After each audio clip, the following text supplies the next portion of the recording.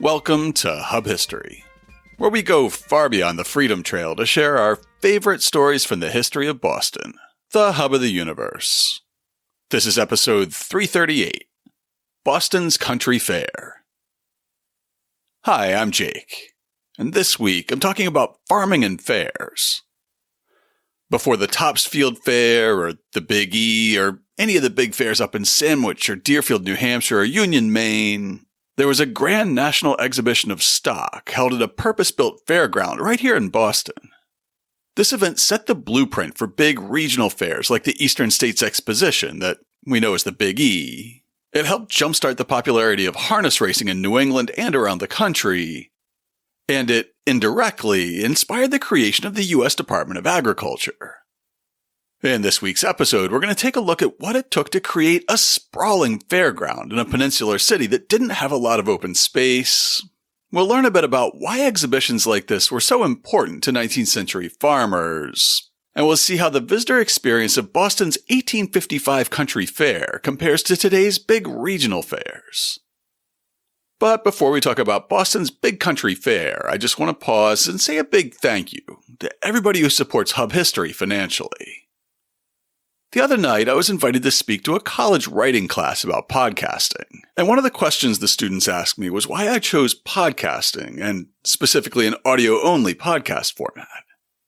There are a lot of answers to that, but one of them is that the barrier to entry in podcasting is a lot less than a lot of other media. All you really need to get started is a quiet room, a USB microphone, a cheap pair of headphones, and an idea. While it's way more affordable than, say, a Hollywood movie production, podcasting isn't exactly free. There are ongoing expenses, like the cost of podcast media hosting, AI tools for transcription and summary, a remote recording tool for interviews, website hosting and security, and, of course, access to archives for research. There are also one-time expenses. And the biggest one-time expense that's on my horizon right now is a new laptop, because the one I've been using for about 7 years now has gotten to the point that it crashes multiple times while I'm editing every episode. Your support is what pays for all those expenses. Whether you give one-time support on PayPal, or you can swing an ongoing monthly commitment of $2, $5, or even $20 or more each month. To everybody who's already supporting the show, thank you. If you're not yet supporting the show and you'd like to start, it's easy. Just go to patreon.com/hubhistory or visit hubhistory.com and click on the Support Us link. And thanks again to all our new and returning sponsors. 170 years ago this week, thousands of Bostonians flocked to a brand new fairground to witness a brand new type of fair. Now, maybe a handful of people had taken a train out to Springfield a couple years before to see the cattle show that had been held there. Or maybe somebody had gone to one of the little local fairs in Pittsfield, but this was something different. At a time when farming was still one of the main drivers of the American economy, holding a grand agricultural exhibition in the largest city in the region, and arguably the most learned city in the nation, was a big deal. The fair opened on October 23, 1855, and the next morning, the New York Herald reported on it under the dateline Special Dispatch to the New York Herald, grounds of the U.S. Agricultural Society. The third annual exhibition of the United States Agricultural Society opened at 10 o'clock this morning, and the presence of delegates from 15 or 20 states, and it includes a greater show of cattle and horses than has ever been given previously in the world. There were only 31 states in 1855, so 15 or 20 of those is a pretty good turnout. And if a New York paper was willing to make such a bold claim about a Boston event, you know they were impressed. Still, while it may be a bit overly exuberant to claim that it was the largest such exposition that had ever been held ever anywhere in the history of the world, well, it was the grandest agricultural fair to be held in the U.S. up to that point, so we'll give them some leeway for the reporting.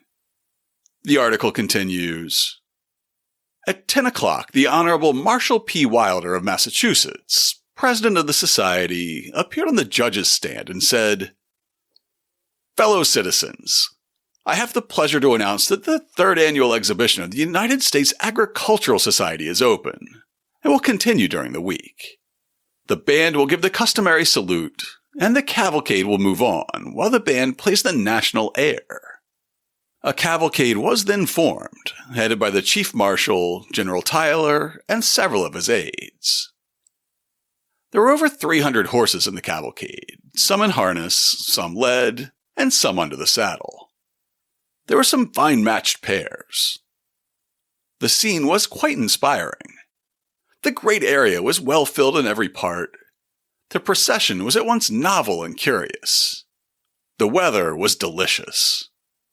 There were a great many pretty women, and any quantity of American flags. In the show notes this week, you'll see a painting that represents this moment. Wilder and his assorted dignitaries lead the cavalcade astride beautiful horses, doffing their top hats to the crowd. The painter's attention lingered on the women in the crowd that the New York Herald mentioned, smiling beatifically in their neat dresses and bonnets. They take up one side of the foreground, with rows of onlookers in the stands behind them, while sheep, cattle, and horses mill around on the other side, reminding the viewer that this was a livestock fair. Between them is the cavalcade, with the towering judges' stand behind the riders. It's a grand opening that gives the impression of being truly grand, so I can see why the reporter got excited. Honestly, from the headlines, it seems like all of Boston was excited. When the fair opened on that Tuesday morning, tourists and locals alike started pouring into the South End to see it. Some walked, but many of them rode in specially marked omnibuses, a type of horse-drawn public transit that looked like an oversized stagecoach. With Boston's first horse-drawn streetcars still about a year away, the organizers had arranged a special 6-cent omnibus fare to take people to the gates of the fair. Upon arrival, visitors would purchase a ticket at one of 20 ticket windows next to the grand entrance archway. Then they'd step through those gates into the fairground. The next day's Worcester Daily Spy describes the scene that greeted visitors as they entered. On the right of the main entrance are seats for 10,000 people, erected in the most substantial manner, and capable of supporting a much greater weight than it will be possible to put upon them. From these seats, a fine view of the whole field can be obtained. The judges' stand will early attract the attention of the visitor. This is a large octagon tower, 70 feet high, with a piazza running all around the same on the ground line, making this floor 20 feet square and 2 feet up from the ground, to be occupied by the judges and to be called the judges' stand. Just south of the tower is a music stand made in the Gothic style. This will be occupied each day during the continuance of the fair by an excellent band of music.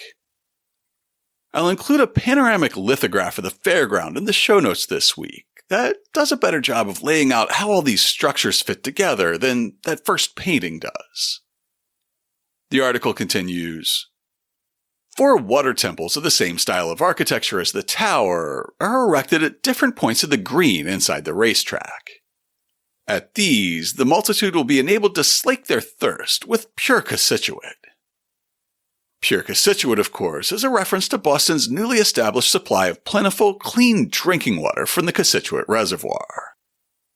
Go back to episode 293 to learn more about why that reservoir was so desperately needed and how it was constructed. In the middle of the fairground was a large racetrack, big enough for a single lap to encompass a half mile. The space in the center wasn't wasted, however. Much like the infield at many NASCAR tracks is used for RV camping, the infield at the Boston Fair was used for hospitality as well, with the Worcester Spy article continuing, across the track and between that and the cattle pens is another large tent, beneath which Mr. Wright has provided tables and the other necessary paraphernalia for feeding the multitudes from day to day. This arrangement will enable a person to remain on the ground all day if he so chooses. Each of these tents will be designated by a large sign showing the purpose for which it's used. The Spy also makes a big point of listing the amenities meant for women in the audience. Next is a very tasty round tent. This is for the ladies. Within it, Mr. George Copeland has a stand to supply the ladies with such refreshments as they may want.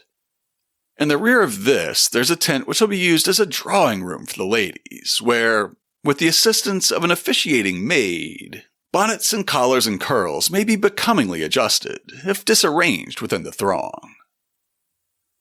Also, above the judge's stand, there's a third story, which will be occupied by ladies. Between that paragraph and the New York Herald's description of pretty women in the audience and the loving detail given to the women in the painting of the opening cavalcade, I was a bit confused by all the attention given to women around this event. The 1850s were not an era that otherwise gave a lot of attention or agency to women. I finally realized that these were not so subtle hints that this fair was intended to be a wholesome, family-friendly event. This differentiated it from the rough-and-tumble reputation of the livestock market at the Brighton Cattle Fair that had been in operation for a couple of decades at that time and was not at all family-friendly. You can hear more about Brighton's cowboy past in episode 99. The Grand Exhibition in Boston followed the model of a county fair, which had been basically invented by a retired banker named Elkanah Watson. After leaving the Bank of Albany, Watson moved to Massachusetts, and he raised merino sheep. In 1807, he held a public exhibition of his sheep in Pittsfield, and it became a hit with the public. Building on this interest, Watson organized a much larger cattle show in 1810, which went on to become an annual event.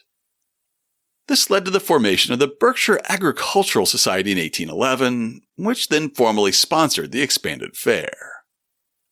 The fair went beyond a mere display of livestock into a public competition, with prizes for stock and domestic manufactured goods, and it featured parades, speeches, and activities designed to engage the entire community, including women and children, thereby serving as a prototype for the modern county fair.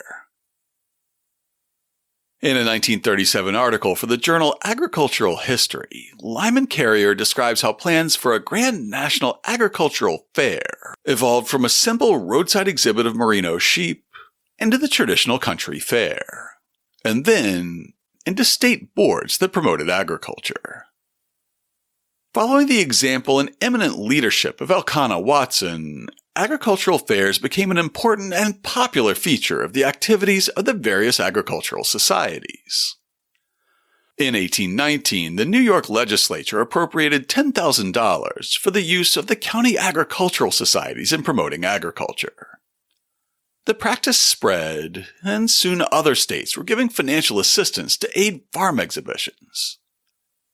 By 1840, nearly all the states had state agricultural societies, or boards of agriculture, as they were generally called. While the exhibition in Boston ended up being focused almost entirely on livestock, and, as we'll see, most of the daily newspapers covered the event as though it was purely a horse and harness racing show, the original vision for the Grand Expo included more diverse agricultural exhibits, like you'd see at a typical country fair today.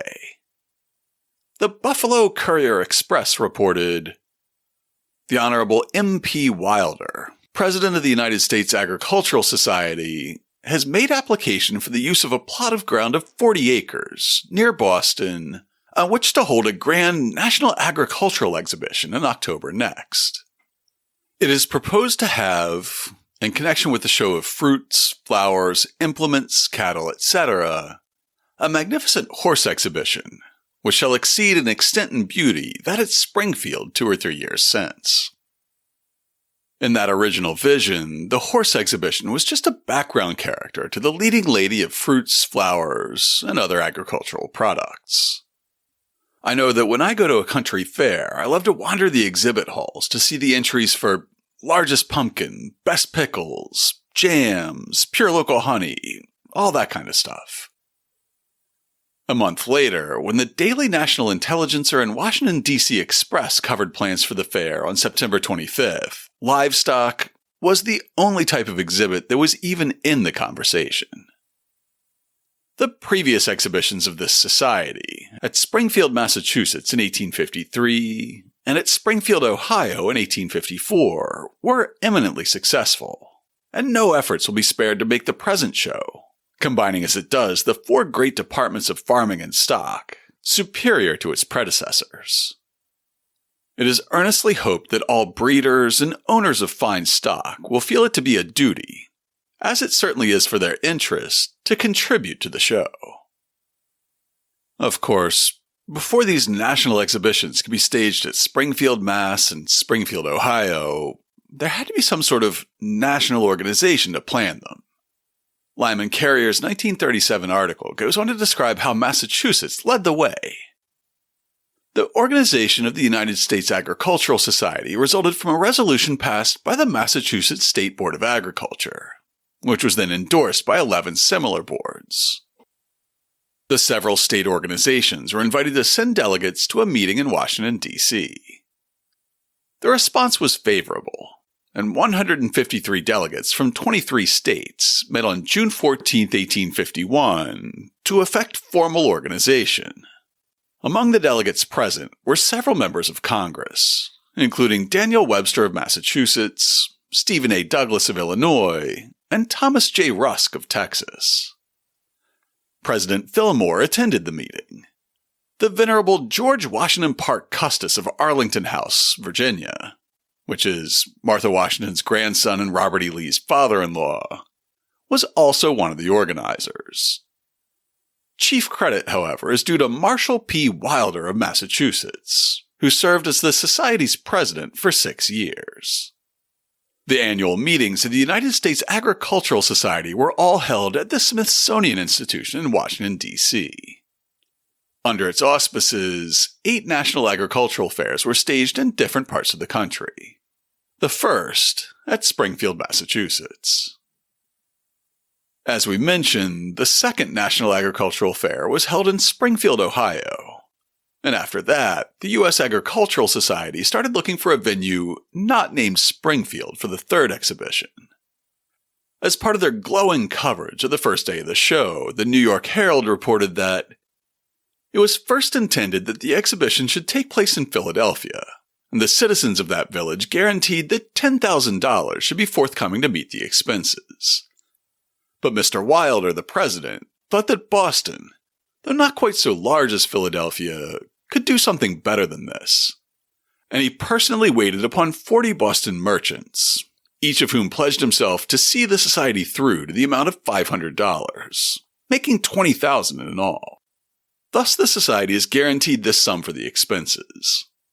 If the receipts come up to the expectations of the society, these gentlemen will not be called upon for a cent. But if there is a deficit, they agree to make it up to the amount stated above.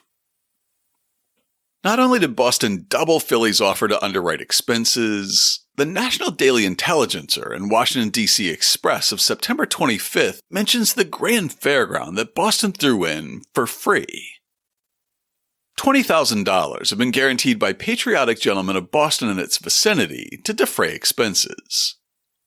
The city of Boston has generously granted to the society for present use a fine public square of 50 acres, and $10,000 will be offered in premiums in the various departments.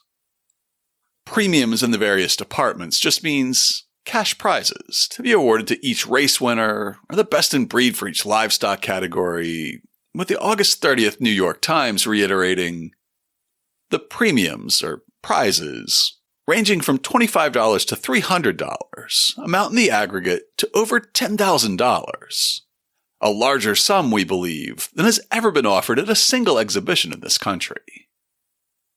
So, where did this 50-acre fairground come from?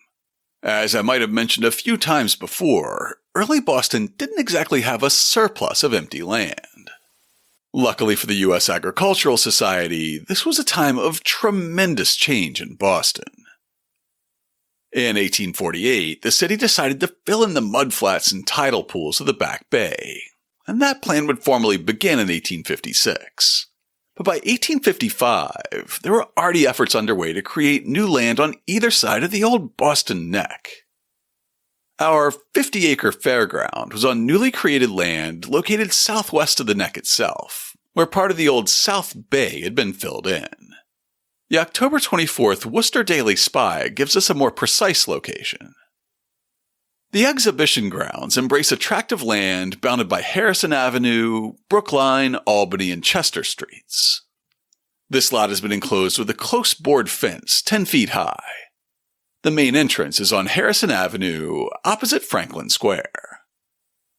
Since 1855, Chester Street has been renamed Massachusetts Avenue, and that end of Brookline is now East Brookline Street. But Harrison Ave and Albany Street haven't gone anywhere. In an 1858 map that I'll link to in the show notes, you can see that this part of the South End was still undeveloped on either side of Harrison Avenue. Assuming that the fairgrounds went right to the water's edge at the old South Bay Channel that's basically marked by Melnia Cast today, and that the main entrance was right next to Franklin Square, we get a rectangular fairground taking up about 7 blocks of the South End, from East Brookline Street to Mass Ave, between Albany and Harrison. Somehow I still haven't released an episode about landmaking in Boston, which was always one of my favorite things to talk about back in my tour guide days. However, if you want to hear me talk about it elsewhere, you can check out my interview with Lee Stabert on her Explain Boston to Me podcast from January of this year. And if you don't want to interrupt your listening experience right now, I'll let the New York Herald of October 24th, 1855, describe the transformation of the South End during this period. The ground is near what used to be called, in my days of youth and adolescence, Roxbury Neck, at the southern extremity of the peninsula upon which Boston is situated. But as the flats on either side have been generally filled up, there is no neck now. But on each side of Washington Street above Dover, where there were formerly nothing but inodorous marshes covered at times with mud and bilge water, we now have fine hard streets, spacious squares with trees, which will be of some account by and by, fountains that play when the constituent is plentiful enough to make such a luxury possible, and fine blocks of houses occupied by solid citizens.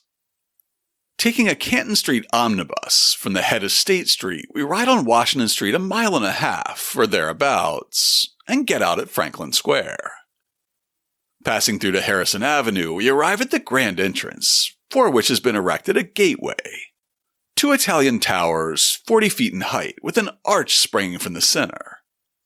On each side of the towers are spacious anterooms and ticket offices. From the summit of the towers, the national ensign is displayed. The whole area is surrounded by a substantial fence, 12 feet in height. The land is all newly made and was filled in with gravel and soil brought by railway from Quincy, some 7 miles distant. The society graded it at an expense of $14,000. The Worcester Daily Spy adds a few details to the New York Herald's description, saying, "As the visitor approaches the ground from Franklin Square, the first thing that attracts his attention is the beautiful arch, which spans the entrance and which is supported by 2 noble towers, 40 feet in height. Over these towers wave the stars and stripes. The arch bears the simple inscription, U.S. Agricultural Society. On either side of the entrance are windows for the sale of tickets. There are 20 of these, so that no delay need be apprehended in procuring tickets. Further south, there's another entrance, over which a plain arch has been erected. Visitors with tickets will be admitted here also." So we have a description of a 7-block-long fairground surrounded by a 12-foot-tall board fence to keep people from wandering in without buying tickets, and 2 visitor entrances. Inside the fence was a large, level tract of land that the Vermont Phoenix of Brattleboro reminds us was reclaimed from Neptune's sway by the process of filling with gravel. That's a recipe for a dust storm. When the Back Bay landfill project got fully underway, there would be watering carts to try to control the dust from the newly made land. And in the long run, houses would cover nearly all the ground and prevent dust from annoying the new residents. None of that was possible on a fairground, however. Ironically, Boston didn't get the non-livestock agricultural exhibits that a lot of fairs have. You know, your tallest cornstalk and heaviest head of broccoli, or your largest sunflower head. However, Through an attempt to control the dust on the fairgrounds, the Boston Expo did manage to break one record for cultivation, as the October 6th edition of the Springfield Weekly Republican relates. The grounds on which the annual fair of the state's agricultural society is to be held in Boston, 50 acres in extent, were sown to oats a few weeks since and now present a fine appearance. The expedient was resorted to as a means of avoiding dust. This journal regards it as a noteworthy fact that the largest oat field in New England is within the corporate limits of its oldest city, and that it's probably the last field of oats that will ever be sown in that city. On the same page of the Republican as that story, I stumbled across a brief notice of the progress of the boys at the state reformatory for the year, tallying up how many had graduated or gotten jobs, and the one boy who'd been accepted to college. The single paragraph includes one detail that helps explain how the fairgrounds got graded and seeded and enclosed in a fence. More than 200 boys have been apprenticed from the state reform school since the spring, and but one has run away for the year. 150 more are hired by the State Agricultural Society. This veritable army of juvenile offenders is only obliquely referred to in a piece in the August 30th New York Times. The Boston authorities have undertaken the preparation of the ground, which consists of about 50 acres, and a large force are now at work fencing it in, building seats for 10,000 persons, and arranging a half-mile track for the trials of horses. Less than a week before the grand exhibition was scheduled to open, the Springfield Daily Republican took stock of the fairgrounds and the structures, and the city's general support for the event, in an article on October 19, 1855. The preparations for the exhibition at Boston next week, under the auspices of the National Agricultural Society, are on a scale of liberal magnificence never before approached. The result can hardly fail to be commensurate and to crown with new laurels the worthy and enthusiastic president of the society, Colonel Marshall P. Wilder, and his laborious assistants. Of the extent of the grounds, of their various accommodations, of their superb track for horses, one of the finest ever laid out in this country, of the magnificent scale of premiums offered for the various classes of animals, horses, bulls, oxen, cows, sheep, and swine, and of the order of exercises during the week of the exhibition, previous editorials and advertisements have fully informed our readers. So far, all the preparations we've covered have been intended for the human attendees of the exhibition, but you can't have a stock show without some sort of accommodations for livestock. As part of their coverage of the opening day of the fair on October 23rd, the Worcester Daily Spy described those accommodations the next day. On the left of the main entrance, the stalls for horses commence, and they and the cattle stalls are continued round the entire enclosure, until they reach the southerly end of the seats on Harrison Avenue. There are between 600 and 700 of them. The stalls for horses are furnished with doors and substantial locks. Each breed of horses and cattle will be arranged in a distinct department, designated by a large sign raised over the stalls. The ranges for the sheep and swine are erected on the northeast corner of the lot. They are substantial pens with roofs to protect the animals from the weather. For the purpose of showing the horses to the best advantage, a fine track, 40 feet wide and a half-mile in length, has been prepared. It is of an oval form with no sharp corners, and is rolled smooth and hard. The panoramic lithograph that I mentioned a few minutes ago also includes detailed drawings of the barns around the outside of the fairgrounds. Some of them disappear into the distance, but the ones that are close enough to read are labeled thoroughbreds, stallions, ponies, and middle-wooled sheep.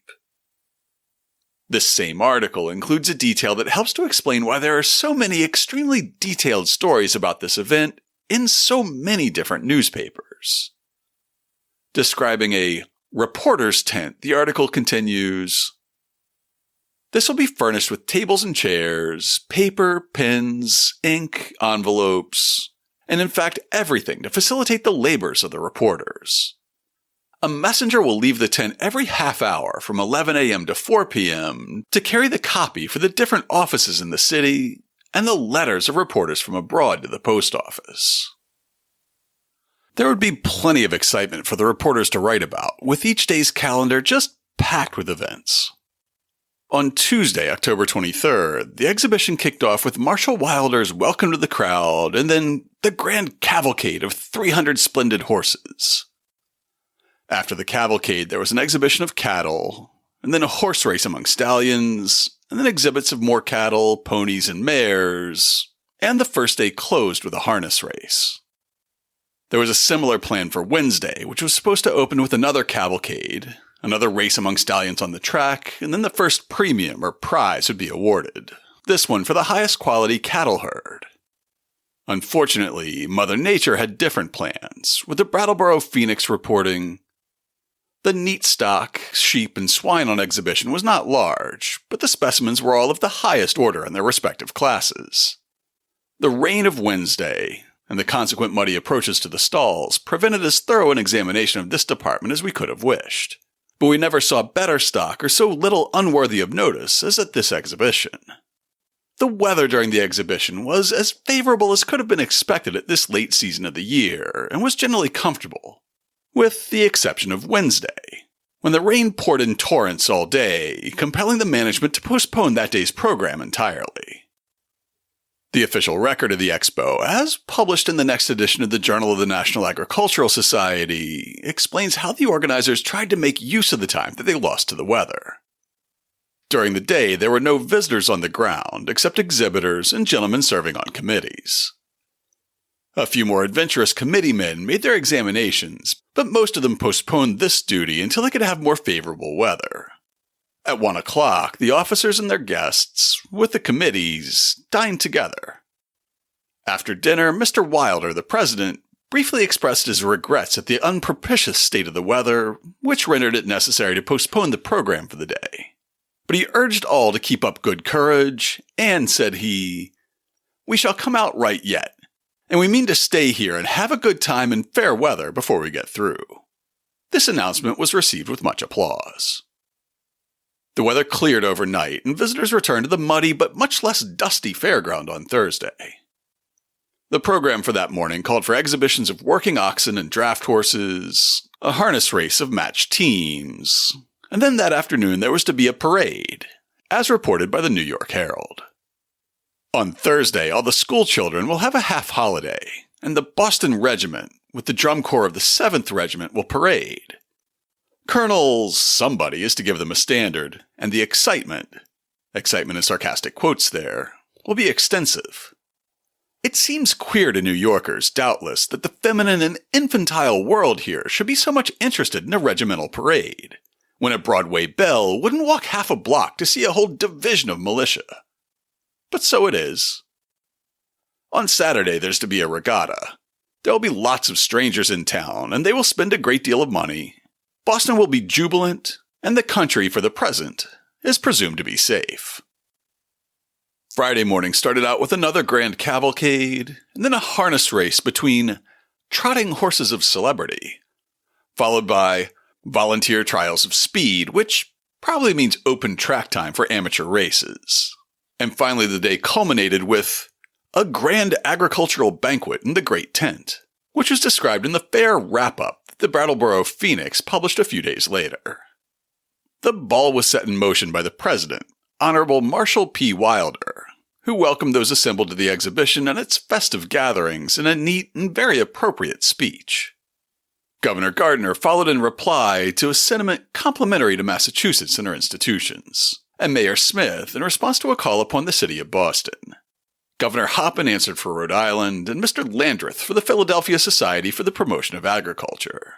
The latter gentleman concluded his remarks by introducing Morton McMichael, Esquire, editor of the Philadelphia North American, who made one of the most perfect speeches to which we ever had the pleasure of listening. At its close, he was greeted by 6 rounds of hearty cheering. He was followed by the Honorable John C. Gray, Robert C. Winthrop, and Edward Everett. In their story on the closing banquet, the Louisville Daily Courier of October 31st confirms the enthusiasm of the speakers while sneaking in one tiny sectional gripe. The speeches were very excellent, that by Mr. Winthrop was particularly fine. Among the long list of premiums awarded, we do not notice one given to a person west of New York, which shows that the West was not represented in the convention. Perhaps these editors were upset that after shows in Springfield, Mass. And Springfield, Ohio, the third grand exhibition was not held in their very own Springfield, Kentucky. With the grand agricultural banquet having been held on Friday and local blue laws preventing much at all from happening on Sunday, Saturday, October 27th marked a fairly low-key end to the grand exhibition. There was one last harness race, a little more open track time, and most of the rest of the day was devoted to stock sales by auction on the fairgrounds. After that, exhibitors could ship any unsold livestock back home for free. A press release about a week before the fair announced that the U.S. Agricultural Society had arranged free return fares to New York, Albany, Detroit, Chicago, and on most of the regional rail lines around New England. This helped ensure that there were plenty of fine animals for the judges to examine during the fair, since exhibitors didn't have to worry about the cost of getting their livestock back home if they didn't sell on that Saturday. So lots of Bostonians had a good time, and some farmers got cash prizes, while others were able to auction off their stock on Saturday. But that's not the only reason we remember Boston's Grand Exhibition of 1855. As I was researching this episode, I found that some scholars linked the U.S. Agricultural Society generally, and this expo specifically, for creating demand for the federal government to get involved in promoting scientific agriculture, and with helping to popularize harness racing in America.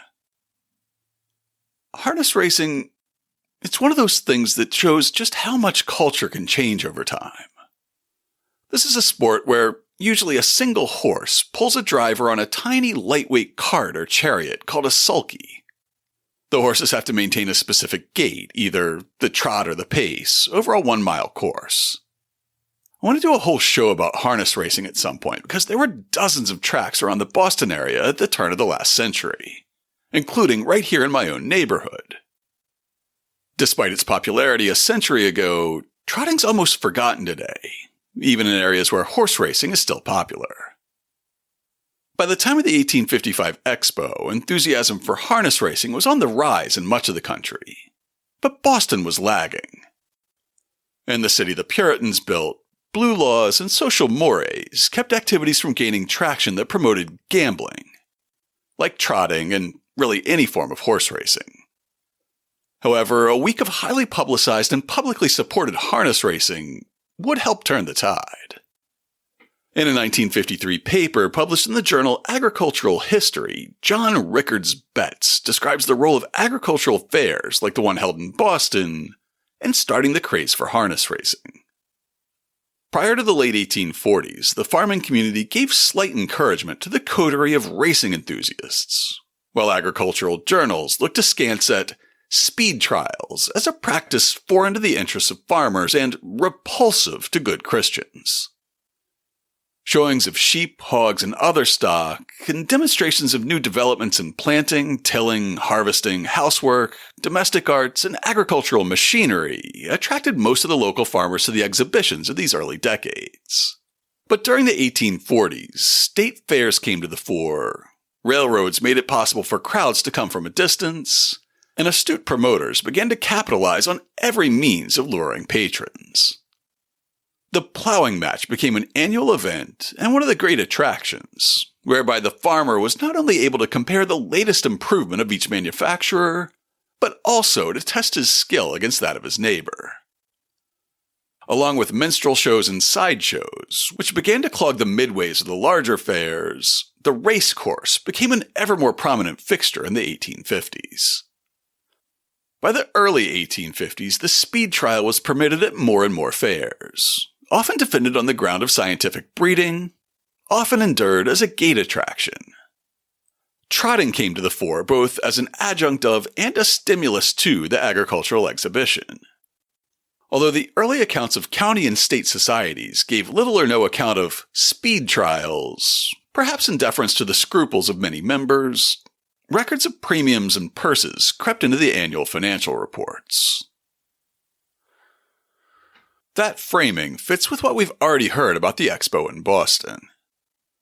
Remember that the early plans for the event envisioned a show of fruits, flowers, implements, cattle, etc. And then consider how almost all the coverage in the national and regional papers focused on just one aspect of the show: the horses. In a post-event wrap-up published on November 3, 1855, the Vermont Phoenix explains how the focus tightened even further, from horses of all types to the trotters who dominated Boston's half-mile track. The chief attractions of the exhibition centered in the horses, of which a large number were entered from all parts of New England, New York, and Canada. From this state, the number of horses, chiefly of Morgan extraction, was large, and their merits elicited very general commendation. The most exciting feature of the exhibition, and the one which commanded the presence of the vast multitudes assembled, notwithstanding the chilliness of the atmosphere, was the trotting, with which the track was mostly occupied. In his 1953 article, Betts continues, "Frequent testimony was given to the fact that the crowd was attracted by the feverish interest in the races. While many contests were held for thoroughbreds, the predominant number of premiums and purses was allotted to trotters and pacers, demonstrating even further the interest of farmers and townfolk alike. At the United States Agricultural Society's exhibition in Boston in 1855, races were held, and the cultivator admitted that the fact cannot be denied that it is this which draws such a crowd. Much of the advance achieved by county and state societies in the promotion of annual fairs was directly due to the immense appeal of harness racing."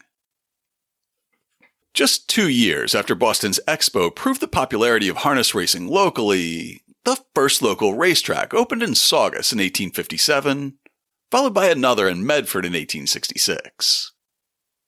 In the years that followed, more opened, in the Reedville section of Hyde Park, in Brighton, East Boston, the South End, Allston, North Cambridge, Canton, Foxborough, and many more. The other surprising effect of the U.S. Agricultural Society and its grand exhibitions was the creation of a cabinet-level federal department to promote American agriculture. Today, the USDA does everything from overseeing food safety in the U.S. to managing millions of acres of national forests. Rather than trying to explain the connections myself, I'm just going to read a big chunk of Lyman Carrier's 1937 article about the creation of the U.S. Department of Agriculture. The United States Agricultural Society played an important part in securing 2 outstanding enactments by Congress. The first was the Land Grant Act for the support of colleges of agriculture and mechanic arts, and the second was the law creating the United States Department of Agriculture. Historians of the agricultural colleges have failed to give much credit to this society for having any connection with their creation, but the facts speak for themselves. In dealing with the events which led up to the organization of the U.S. Department of Agriculture, it's necessary to consider another governmental department which was once quite active in agricultural matters. Commencing in 1837, the United States Patent Office began to distribute seeds and plants of species new or rare. The move was favorably received, and in 1839, Congress began to support the work with small appropriations. Agricultural correspondence took up a large amount of space in the reports of the Patent Office. Finally, a division of agriculture was organized in that office. At the organizational meeting of the United States Agricultural Society in 1852, one of the speakers announced that the ultimate purpose of the organizers was the establishment of a national Department of Agriculture, with a cabinet officer at its head. Despite the protests of those who thought the society should confine its activities strictly to farming problems, the subject of a federal Department of Agriculture was discussed at every annual meeting. A search through the agricultural press of the time fails to show any urgent demand for such a department from any other source. Strong political influence must have been brought to bear on the Congress, for the United States Department of Agriculture was created in 1862, with a commissioner at its head who was directly responsible to the President of the United States. So our 1855 exhibition sparked some lasting change in America between our taste in sports betting and government oversight of our scientific agriculture efforts. But was it actually a success? After all, the city had loaned the organizers a huge chunk of land in the South End, and they committed $20,000 to support the event, which would translate to almost $800,000 today. Was it worth it? About a week before the event, the Springfield Daily Republican of October 19, 1855, reported on their expectations for the grand exhibition. It will be a week of great interest to agriculturalists and stock breeders, to practical and fancy farmers, and to the world generally who love to see fine cattle and noble horses. More people, we presume, will be in Boston during the week than ever visited the city in any former week. Yet, her material heart is large, and the railroads can relieve her of her surplus thousands at night to return them to her bosom in the morning. The first day of the expo started with a bang, with the New York Herald reporting, "The attendance was very large all day. The city is crowded with strangers. The show is a very good one, much superior to any previously given by the society." The success of this, the first thing of the kind ever done in this country, was beyond all precedent. Everything was done upon the most liberal scale. The show was a very fine one in every respect, and not only netted a good sum to its originators, but did a great deal of good by directing the attention of breeders to several important facts connected with the raising of horses in this country. Keeping in mind that Wednesday, the second day of the event, was rained out, the Vermont Phoenix gave an estimate of the number of visitors on the concourse and the amount of money they might have injected into Boston's economy. The number of visitors present on Thursday was not far from 80,000. The entire receipts of the society will probably amount to $40,000 or $50,000, which will pay all the expenses and leave a fair margin for future use. On the same day, November 3rd, the Springfield Weekly Republican also reported on turnout for the grand exhibition.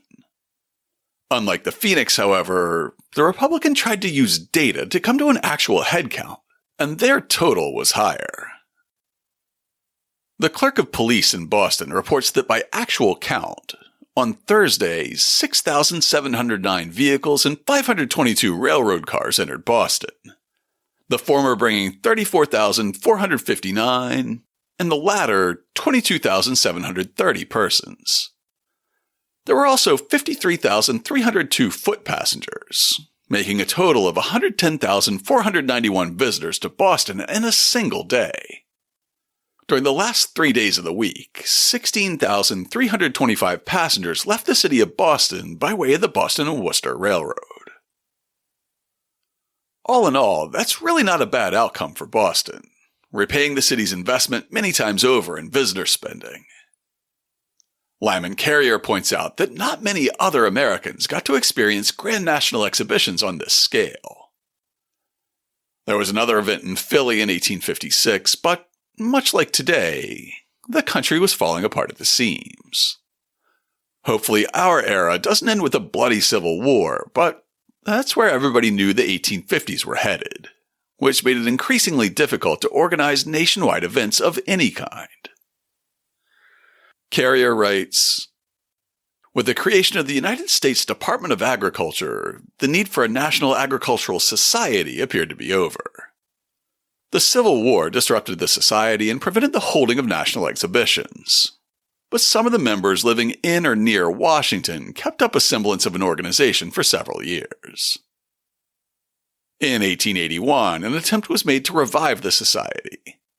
A brief report was published which stated, 'The meeting was not largely attended, as no new annual or life members have been admitted since 1860, and those who joined before that time are generally too far advanced in life to go far from their homes.' It was, in fact, a reunion of veteran agriculturalists, and the meeting of old friends and co-laborers was cordial and interesting. I guess the only loose end that we have to tie up is that 7-block fairground along Albany Street and Harrison Ave in the South End. There aren't 50 acres of open space in the South End today, so what happened to them? By the time the Boston Engineering Department updated their city map for 1863, a free city hospital appeared between Harrison and Albany on the corner of Concord Street, with the city's swill department, paving department, and South City stables a block away at Albany and Stoughton.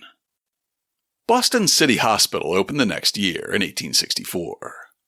An updated version of the map, published in 1869, shows that the city hospital had expanded to both sides of Albany Street, with the Water Department, Sewer Department, and Department of Public Health filling in the water side of Albany. A decade later, a bird's-eye view of the neighborhood shows that the entire fairgrounds have been developed with residences and businesses. Today, of course, Boston City Hospital is the Boston Medical Center, having long ago merged with BU's homeopathic hospital. And the shoreline, where the water and sewer department stood side by side, is the infamous corner of Mass and Cass. To learn more about Boston's Grand Agricultural Exhibition of 1855, check out this week's show notes at hubhistory.com/388. I'll have links to a ton of period newspaper articles about the event, about half of which are available with no paywall thanks to the Library of Congress. And online copies are still available during the government shutdown. I'll also link to the official proceedings of the U.S. Agricultural Society recapping the Boston exhibition, and to the articles in the journal Agricultural History by Lyman Carrier and John Rickards Betts. There'll be pictures of the fairground and a painting of the Grand Cavalcade that launched the expo, as well as the 1863, 1869, and 1879 maps that I just mentioned. If you'd like to get in touch with us, you can email podcast@hubhistory.com.